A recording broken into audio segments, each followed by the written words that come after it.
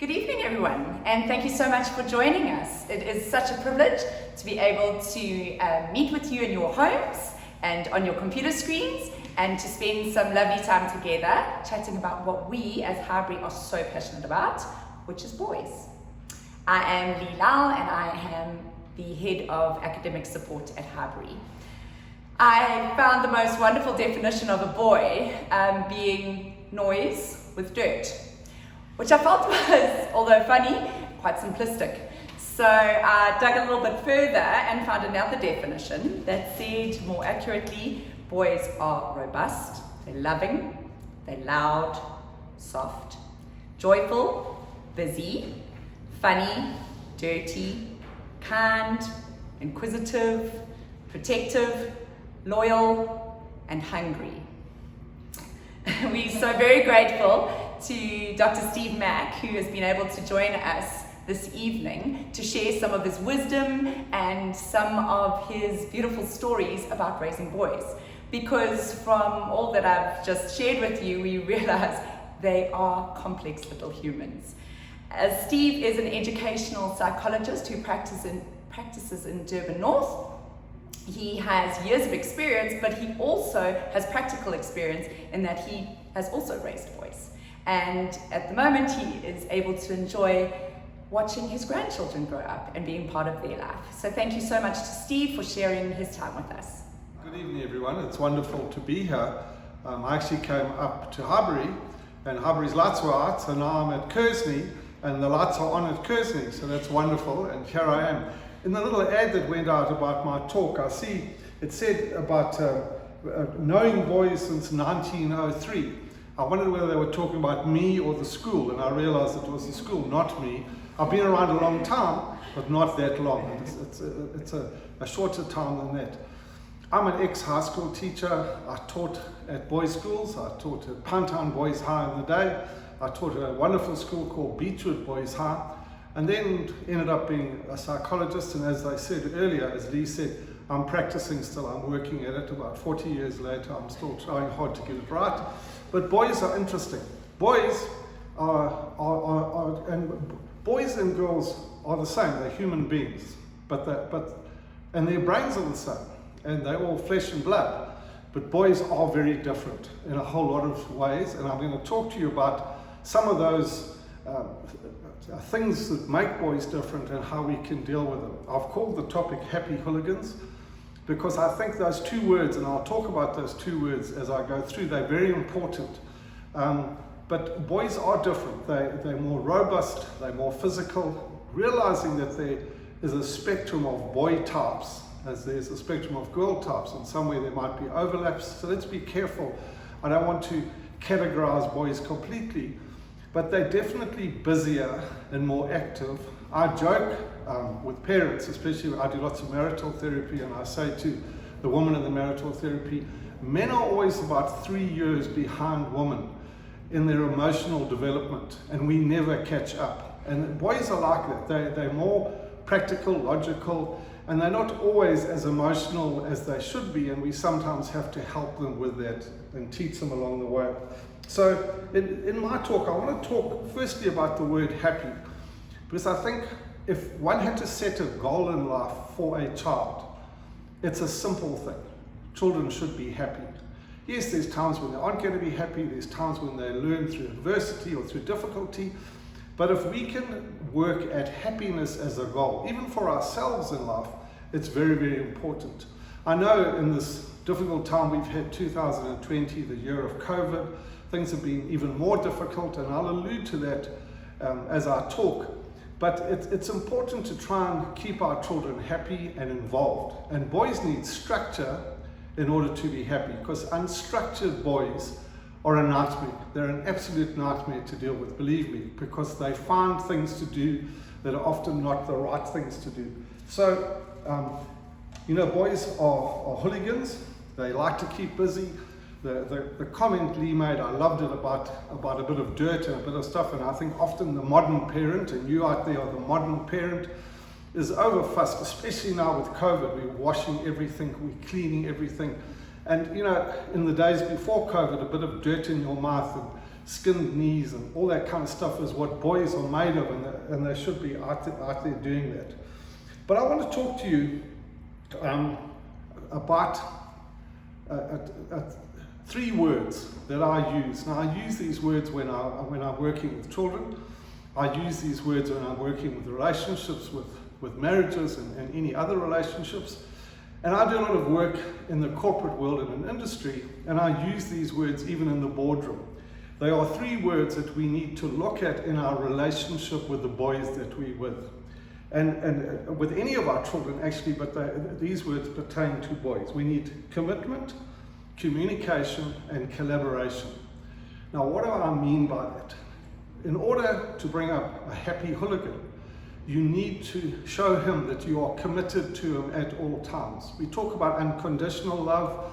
Is it a misnomer? Absolutely not. We have an unconditional love for our children, which we need to express to them on a regular, ongoing basis. We have an unconditional love for the people close to us, our spouses and what have you, and sometimes that's a problem to keep that up. But children especially need to know that they are loved always and at all times.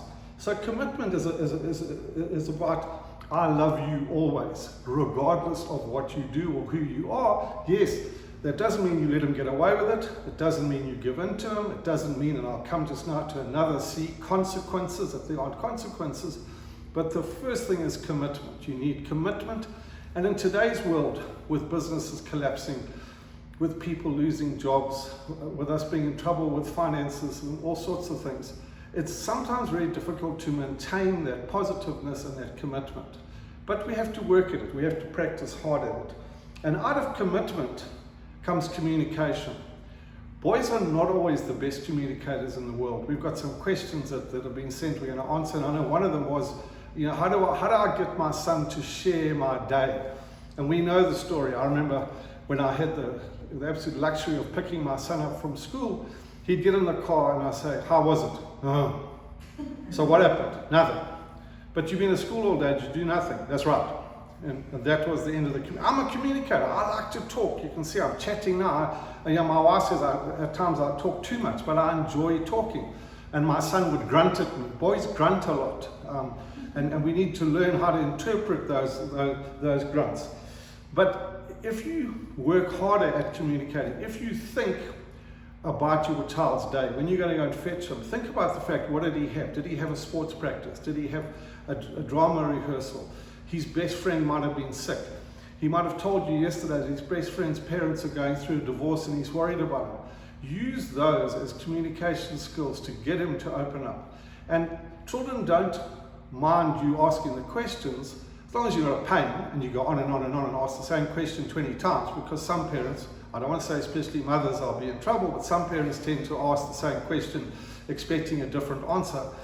But if you work out what the boy needs, where he's at, and you talk to him, through that discussion, through opening discussion, so you're committed, you're communicating, you then as a parent and a child can collaborate. And collaboration isn't control, because some of us think that kids should just listen to what we say because we're older and we're wiser and we the parent knock all after all. I carried you in my stomach for 9 months and I'll tell you what to do. That's not going to happen. He's growing up. Whether he's 4 or 14, he's got a mind of his own. And I have grandchildren. I have 2 girl grandchildren, but I mean the smallest grandchild at age 5, my brother-in-law, who's an American in the Silicon Valley, he's a litigator over there, he said she's the most litigious person he's ever met. He cannot argue with her because she always wins, and she's only 5, so heaven knows what she's going to be when she grows up. I pity the boy that finds her. But children like to argue, and boys especially like to, and arguing is not always disrespectful, because it's also about seeing how their brains work, trying to prove themselves right or wrong. Disrespect is not allowed, so there are rules obviously, but you should get people to question and ask questions. And that's where collaboration comes in, where you're collaborating with him, you're giving him a chance to have his opinion, to say what he thinks and who he is. So those 3 words I want you to think about, that you must be committed, you must communicate, and you must collaborate in order to make these hooligans happy. So, I want to tell a story. I saw a picture the other day which kind of sums up COVID. COVID's been difficult because boys should be busy, they should be out there, they should be riding their skateboards, they should be rough and tumbling and rolling around in the dirt, and they should be doing stuff, going fishing. My whole family fishes. I'm very, very proud of my son. He's still very young, he's 40, and he's not my age yet, but he's 40. He fishes for Natal and South Africa Rock and Surf. So I fished a bit in my life too, and he and I have always fished together. And he showed me a picture of a friend of his, because we haven't been able to go fishing for about 6 or 8 weeks. I know the beaches are opening up now and people are fishing, but he showed me this picture of his friend, and when I say it, I get a lump in my throat. There's the friend and his son on deck chairs in front of the pool with their fishing rods, and they're fishing in the pool. So I said, what the hell are they doing? They've got magnets on the end of the fishing rod. They've taken all of mom's cutlery and they've thrown it in the pool. And if you fish and you get a big serving spoon at so many points, and a small fork is so many points, and a bigger fork, and their dad and him are having hysterics, and they've got a chart, and they're clunking this silver, well, not quite silverware because it's metal, out of the pool, and they've got a picnic basket between them, and they went fishing out of the house to the swimming pool to have fun. That's what boys want to do. They want to have fun. They want to do stuff with you. And I know we're all busy, but we should never be too busy to make kids happy and to do fun and exciting things with them. Children misbehave for particular reasons, and we need to look at that as well. Children misbehave for attention. And attention seeking is a common thing. It happens.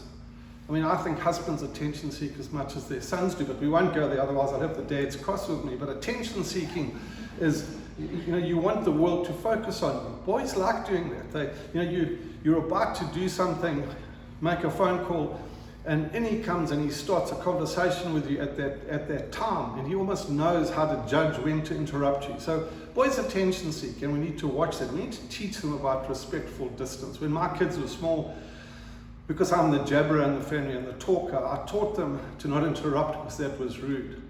But my hand was always there, not to hit them at all, but if they came and held my hand, they were telling me, I need to tell you something. So if I'm having a conversation with you, and I get this little hand grabs, I then can wait until an appropriate time and say, just hold on, what is it? Can I have whatever he needs, or could I have a cold drink? And we say, that's fine, go get it, and then carry on. So you teach children about non-verbal cues and how to, how not to attention seek in the wrong place. The other thing children do is they power struggle. They like to fight. They tend to look for reasons to argue with you and to fight.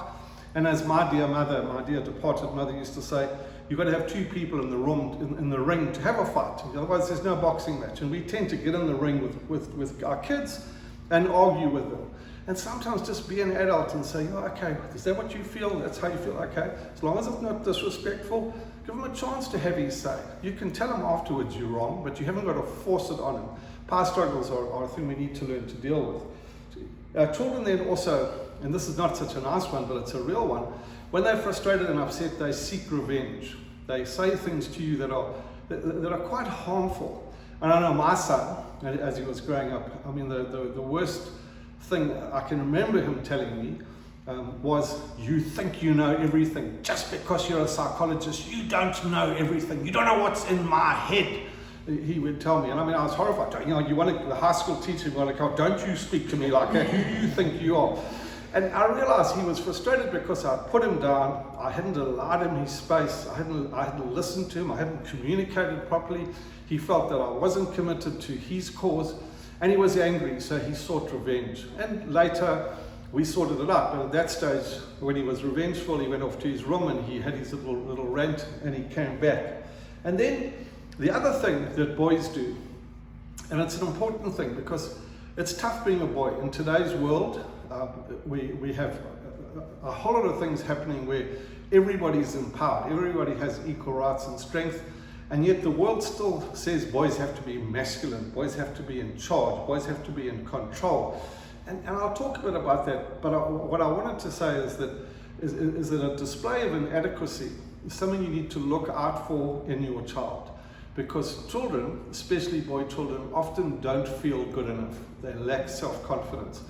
And lacking self-confidence is such an important thing, because we should be bringing up happy hooligans, and happy means confident. And if you're confident and you feel good about yourself, then you're a better person and you will do better at sport, in the classroom, with friends, socially. You need to have confidence. If I could bottle anything and sell it, maybe at the moment it would be a cure for COVID and then I'd make a fortune. But unfortunately, that's still being worked on. I've always said I'd like to bottle self-confidence and be able to sell that as an item. Here, take your bottle of self-confidence, let your children take one in the morning, one at night, and he'll be fine. We don't have that, but we do have it in our power to make our kids feel better by encouraging them. One of the biggest problems with boys is we praise them too much. How's that? Think about that. We praise them too much. People say, but you should praise kids, it makes them feel good. Now, sometimes praise is a destructive thing because they know that their drawing isn't the best in the world, like Mom says. You're the best artist in the world. Dad tells you, you're the greatest rugby player I've ever seen. They know they know they aren't. There's another word called encouragement. And encouragement says, I can see how much fun you had drawing that. Gee, when I watch you on the rugby field, even if you're playing for the Z team, I mean, I really like the way you're up there with the game and you tackle so enthusiastically. Well done. Because he knows he's not the best, because there's that superstar in the A class that's playing in the first team. And what we should be encouraging kids is not to be competitive, but to be involved with the game, to participate and have fun. Happiness is having fun. You can have fun playing in whatever team you play in, because very few kids are better than average. That's quite a thing to think about, because we think my child's going to be a superstar. I've already told you my son's got protein colours for his chosen sport. I'm a show-off dad. Yeah, we all like that. But my son wasn't the superstar at sport at school. He was good at fishing, thank goodness, because it gave him something to hang his hat on. But a lot of kids will play in average teams, they'll be in average classes, and they are lekker, lovely people. Let's give them credit for that and not see this whole competitive thing. Schools are at fault there. I know I'm sitting in a school, I've got school teachers listening to me here and they're going to look at me. But schools often push sport or push academic prowess for the right reasons, but sometimes it has the wrong result. And children should, yes, they should do the best they can, but they should be happy doing that and involved. So it's very important that we work hard at our children being happy and involved. So, just looking down at my notes here, if I, and one other thing as I look at my notes, that let's be careful of, is the stereotyping of boys. And stereotyping of boys is often around silly things, but sometimes it's around the actual sexual stuff, like sexual apparatus. We call their sexual apparatus winkies and willies and all sorts of strange names, and then we tease them about it. Are you playing with your willy? What are you doing? Please don't do that. That's a penis. You know, that's an elbow. This is a chin, this is a beard, and what's down there is a penis. It's not a wee willy winky. Now you're doing sex education, you're talking about the honey pot and the wee willy. How do you get that going? So let's be careful, and let's not make boys feel embarrassed by teasing them. Let's not say to them at preschool level, gee, is that your girlfriend, hey? I mean, how pathetic are you to say that to a child who's got a boy as a friend and a girl as a friend? He's not sexually developed, and now he's suddenly scared to talk to the girl because the girl's his girlfriend. It's not, it's a friend who happens to be a girl. So let's be careful not to sexualize things too early, not to overdo things. While we're talking about that, I've got to get this in. It's a whole separate talk on screens. Screens are a problem, we all know that. COVID's created a bigger problem because there's nothing else to do but be on your screen. And one has to, as a parent, it's your responsibility and your duty to monitor what your child does on that screen. It's amazing how quickly they can get into pornography and that kind of stuff. And for boys' development, for their education and their sexual development, things like that are not acceptable. They give them the complete wrong idea about relationships. So it's important that we guard that, but we can talk about that maybe in another talk. If I get invited back, I might not after this, but if I do get invited back, we can talk about screens. Screen time should be limited, like anything should be limited. I mean, you know, your child isn't allowed to eat 20 chocolates in a day, so why the hell can he be on a screen for 4 hours? Give him 20 chocolates rather. It's probably better for him than being 4 hours on the screen. I'm appalled. The children I'm working with at the moment out of COVID, some of the screen times when we monitor it run over 7 hours children are on screens. Then they say it's homework. Rubbish, it's not homework, you don't have that much homework. I'm not against using, I know that Highbury uses iPads in the classroom and it's wonderful and it's modern and it's great, but let's have restrictions and control over that, because it messes with kids' heads if it's overdone. You know, the most important thing though is that we structure children. So if you come to that, your child should be on a screen for a set amount of time. The research pre-COVID said an hour and a half on a screen was maximum that a child should be on in a day. And as I said to you, I now have kids who are exceeding that maximum, not on school time, on Fortnite and whatever other damn game they're playing. Fortnite is the programmers and the gamers, the older gamers I know will tell you, Fortnite is developed for one thing and one thing only, to make money for the owner, and it's an addictive thing. It's the game itself makes you get addicted. You just buy more and more skins, spend more and more money, and become more and more addicted until you can't stop this gaming thing.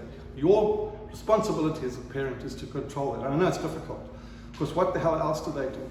Well, get a magnet and go and fish in the pool, or do something that is more fun than that. Be creative. Look, go and Google what you can do with your kid. My grandchildren, you know, as you know, they're 2 girls, 10 and 5. On Fridays, they have cooking lessons with me. You see, in my home, my wife doesn't cook. I do all the cooking because I love food. I enjoy cooking. And my grandchildren have a choice on a Friday afternoon. You can be on your screens, or you can cook with Grandpa. What do you think they do? They're in the kitchen, we're making whatever it is we make. My 5-year-old has a stool that she can reach the counter. She can bake biscuits, bread, she can fry eggs, make omelets, and she's 5. I wonder about your 10, 12, 13, 14-year-old boys. Can they do anything like that? So think about it, because they should be learning those skills. There's a wonderful book, How to Raise a Man, written by a colleague of mine, Megan DeBaya. She's a clinical psychologist. It's out there. I find it very useful. If you Google, because I Googled before this talk to see whether I was still in touch, and whether after 1903 I'd lost touch with things. And there's a day's worth of stuff you can read and look at. But for me, and I'm going to answer some questions just now, but the bottom line is that children should have a structured life. They should have chores to do. It doesn't matter how many servants you can afford, and I'm being facetious now when I say that. They should be doing chores. They should have set time to do their schoolwork. And I know now with COVID, it's schoolwork that should be done at school is done at home. I'm talking about when school's back proper in the afternoon. There should be, almost like they have it at boarding school like Kearsley, they have set prep times. You should have your child with set prep times. They should have time to integrate and be with the family. Too many families all sit with putting food in one hand and with their cell phones. I'm talking about you, the parent now, with the cell phone in the other hand, doing work or talking to people in America, wherever else you're at. That's nonsense. In my home, when our family get together, which they do often, my 10-year-old granddaughter has a basket, and she takes the basket, and you must put the things in the basket with all the phones so that you can talk. There's a time to go and do that, but try and integrate. And the second C, communicate. It's so important. And then playtime. I started with that. Happy children play. Yeah, girls are better at role playing. Boys like building stuff and being, not all boys, but most boys, they like working with concrete issues. So give them stuff like that to do. To start with, they'll say no, because it's a damn sight easier to press with your buttons with your thumbs. But if you take that away and you give a guy tools and hammers and nails and things to build and make, whether it's Lego or whatever it is, that's important that they must play. So I go back to say, be committed to your children. I know you are. I know you love them. Otherwise you wouldn't be listening to this. You'd be in the pub somewhere else and not listening to it. So you're committed. Stay committed and show your boy you're committed. He needs to know you love him. There's nothing wrong with hugging and kissing and loving boys. Secondly, communicate with him. Talk to him. Even if he grunts back and you have this, you say, one parent told me she gets more communication out of her Labrador than her son. Okay, I understand that, because Labradors are quite smart. I'm not saying boys aren't, but let's look at communication. And then last of all, if you're communicating with someone, you can collaborate and help them to do things and to develop. I hope it's helped a little bit. I'll answer some of your questions now. Okay, so the first question we've got for you When I take away my son's PlayStation control, he goes ballistic. What can I do?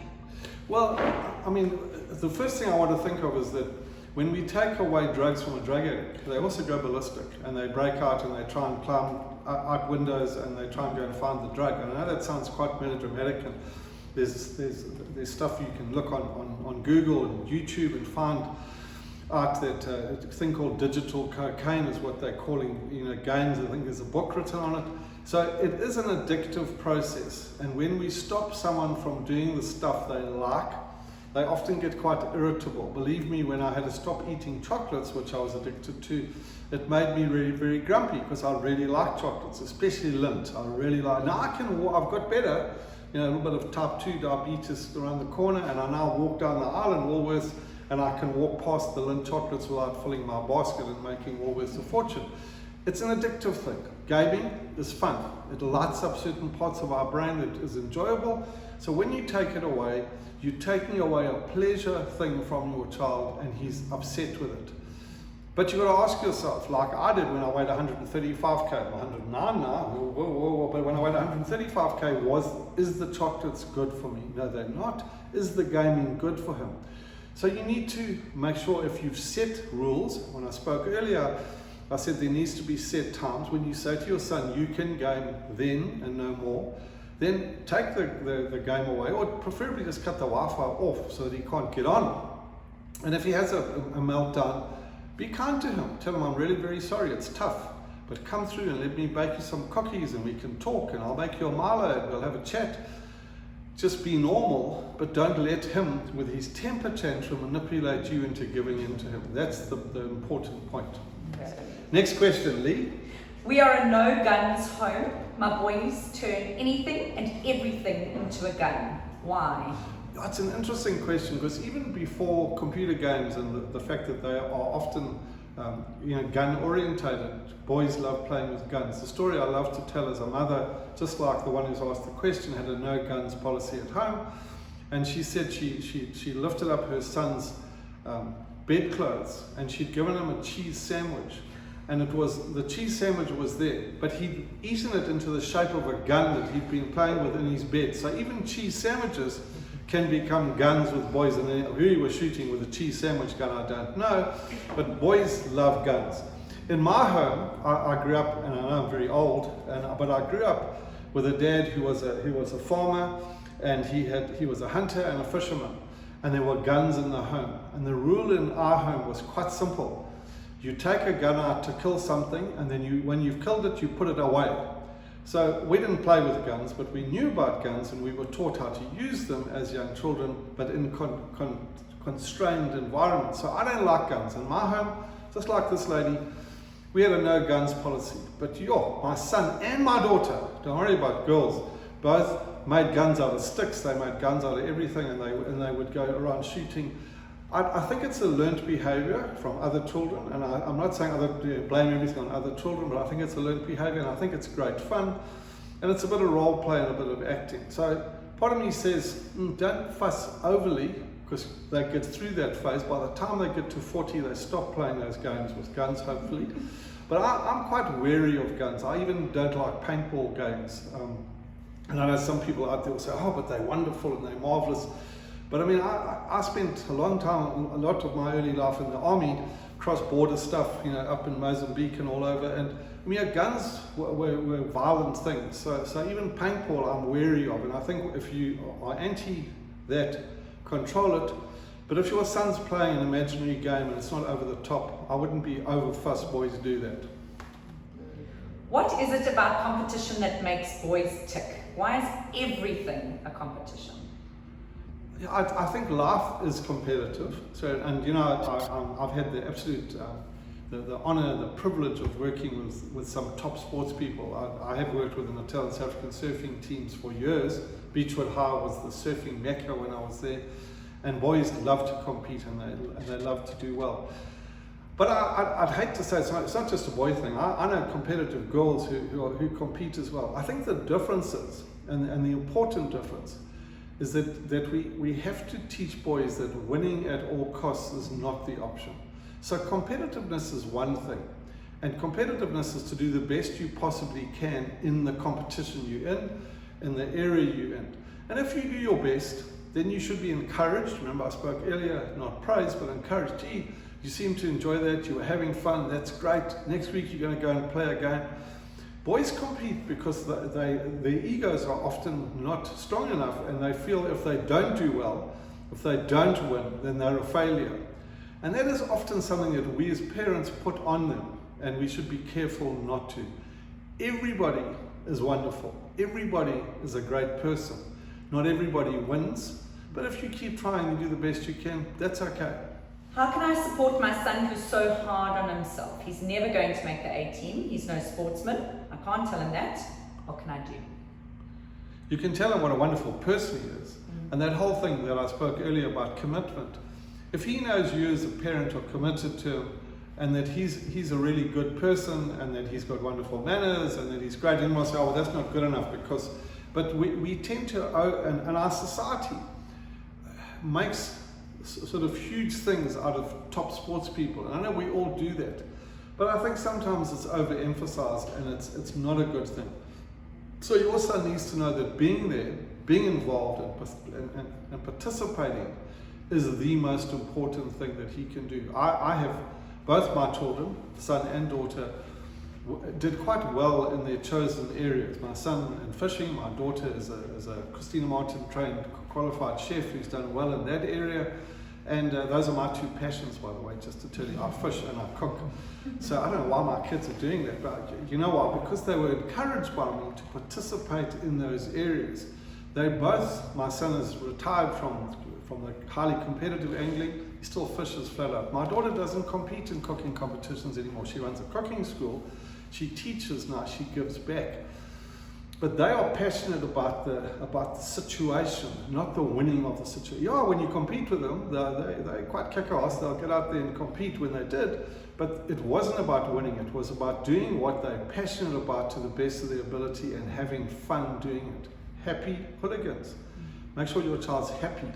Not, I'm not good enough. Then you've got to deal with it and make him happy. I know you touched on this a little bit earlier, but the question says the world is constantly telling us what it means to be a man. How can we teach our boys to avoid these labels and just to be their unique selves?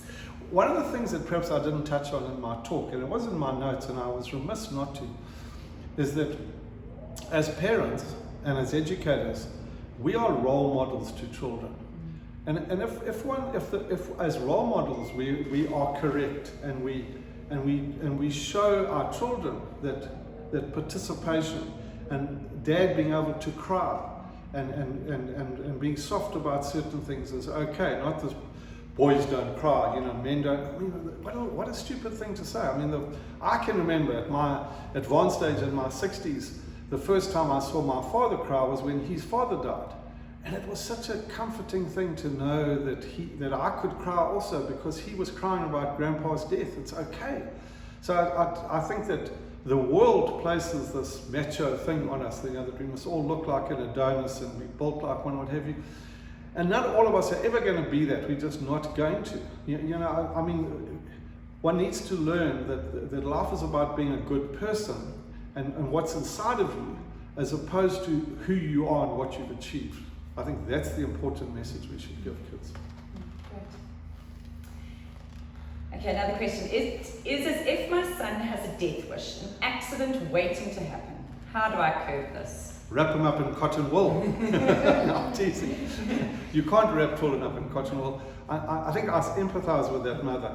I haven't personally had children like that in my life, but my neighbor had a son who broke 11 bones before he turned 17. He also just happened to be the first team hockey goalie, and the ball always hit him where he wasn't padded and he wasn't there. And the local doctor, Dr. Ferdy Stern down in Durban North, used to say he was the most accident-prone child he'd ever seen. I think some kids are just like that. The first thing you've got to do is you've got to try and sit with a kid and teach him that he should look before he leaps. I'm sorry to say that he should be a little more careful. This weekend I was sitting watching my children see an enemy out of my youngest grandchild's foot, because she didn't listen to her dad on the rocks and she ran into an area that she shouldn't run in, And so the learning curve came out of Grandpa sitting while she was moaning about the needle going into her foot, that next time Dad says don't go there, you listen and don't go there. So children sometimes need to learn from consequences, but I'm not saying that the child should break his arm or break his leg in order to learn, but I think we have to teach them to be less boisterous and more, but some boys just love that. They want to get on a skateboard and go down the steepest hill. They want to get on a bike and jump the biggest hill, whatever it is. And you've got to just try and teach them that they can get hurt. They're not bulletproof and invincible, but it's a difficult one. I empathize, but at the same time, part of me says, what a boykie. He's brave, maybe stupid, but brave. So good for him. Okay. My son goads his sister day in and day out. I am so tired of all the conflict. Yeah, one of the things with sibling rivalry that's quite difficult is that one of the stories I say, and I'd like this mom to try it out, is that when your children fight, they're normally fighting for a reason. So do yourself a favor, and instead of going to the fight to sort it out, move as far away from it as you can. What you will see is that the fight follows you. Because very often your son, and I might be wrong in this instance, but in my experience, the son goes to the sister, because then mom or dad comes in and shouts. And remember I spoke about attention seeking, and that's attention seeking behavior. And whether he's being shouted at or loved, he's getting attention. And so his behavior is often attention seeking. I know there's an age difference, but we've got to be careful also that we can't overprotect girls at the expense of boys. Boys and girls, when they're younger, are equals. And to say you can't pick on your sister, you can't hurt your sister, she's a girl, empowers her incredibly unfairly. And so then a fight happens because he sees her as being this cherished little princess, so he's going to knock her off her throne very quickly. And one has to make sure that, I think that children should be told they're not allowed to be violent or hurt or hit each other. If they are, separate them both. Don't take sides and say it's your son's fault. Send them both to their rooms equally. And be careful, because one of the things I remember clearly is that my son went through a phase. We didn't smack our children. You might say, oh dear, no, we didn't believe we had to. There were consequences which were quite stern. But I found our son at about 9 or 10, he was actually attacking his sister. He chased her down the passage and hit her on the back or on the back of the head. And we thought, what have we developed here? Where have we gone wrong in developing this violent little boy? Then I saw him lying out by the pool one day, quite happily lying there, and his sister came walking along. She's 3 years younger, and she looked around to make sure I wasn't watching. She couldn't see me.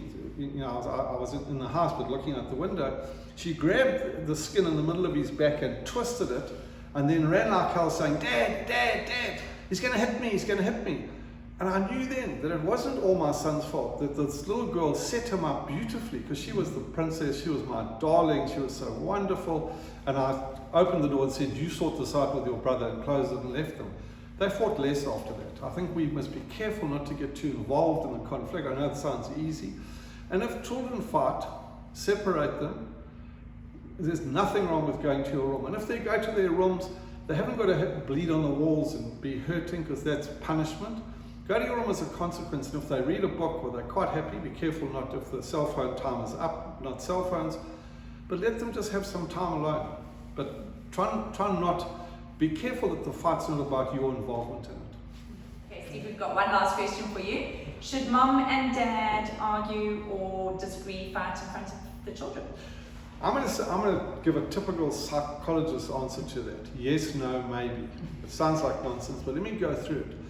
I think it depends on the fight. You see, if parents fight sensibly, it's a wonderful learning experience for children to see that adults can disagree, have an argument, and arrive at a collaborated decision about what should be done. And that's a learning curve for kids, that in life, we will disagree with people we love. We will have a discussion and argument. If parents fight so violently, kind of blood on the wall stuff, swearing, calling each other names, that is not good for kids. That should not happen.